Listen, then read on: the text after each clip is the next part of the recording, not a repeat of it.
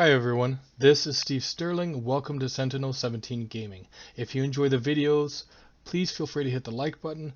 Also, share them if you find them interesting. Subscribe to my channel and hit the bell icon so you can be notified of any new content I upload. Now today we're talking about Marvel's Avengers, the upcoming superhero game by Crystal Dynamics. It is one of 2020's biggest games, but not everybody is necessarily looking forward to it. Now unfortunately for Marvel's Avengers, it is going to be measured against another Marvel franchise that has been very successful in the video game industry up to this point. Insomniac's Spider-Man, even though it only released in 2018, has seen tremendous success and has been very well received by gamers and critics alike. Not necessarily for its faithfulness to the film versions, because with the film you've had over the past 10 to 15 years you've had three different Spider-Mans, but it's more about its faithfulness to the source material as well as how the game world itself is structured. Now that's an important part to remember in all of this. Spider-Man is an open world superhero game. Prior to Batman Arkham Asylum, that wouldn't have really mattered.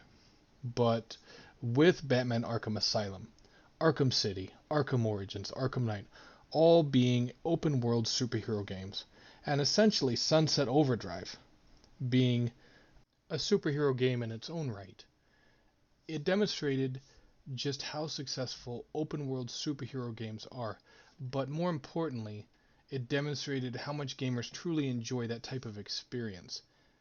And I think going forward, any superhero games should follow the structure more than a linear structure that can be dated, to say the least.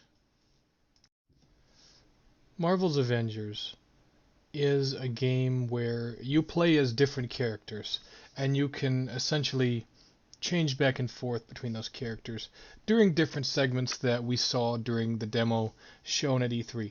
Now it's unclear whether the switching will happen similar to how you can change between the three protagonists in Grand Theft Auto 5, or whether the change is going to be forced as the battle transitions from Thor fighting bad guys in a certain segment of the map, and then Hulk fighting different bad guys, Black Widow trying to take down the main antagonist. It's unclear at this point as to how that transition is going to take place. But something that works against Marvel's Avengers, in my opinion, is the fact that you can play as Iron Man, but when he's flying after someone, the general consensus among people that have played it and seen it in person is that it is very on the rails, which is bad, considering it's 2020. If it was 2006, on the rails wouldn't be that big of a deal, because there were a number of games during the late PlayStation 2 era that were very on the rails, and that's fine for that era.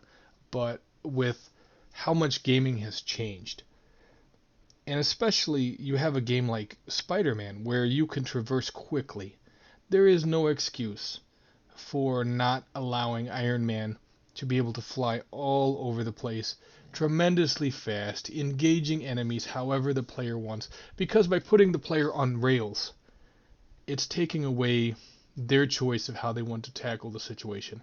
It's basically saying, hey, you're going to tackle it this way because that's just how we want it to happen.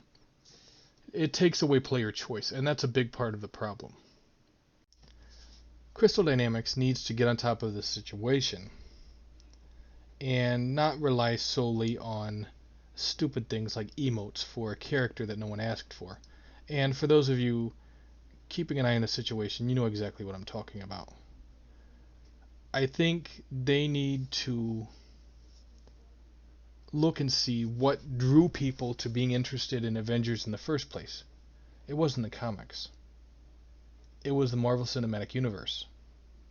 The Marvel Cinematic Universe made Iron Man and Thor and Black Widow household names when 15 years ago no one would have known them, except for comic book nerds.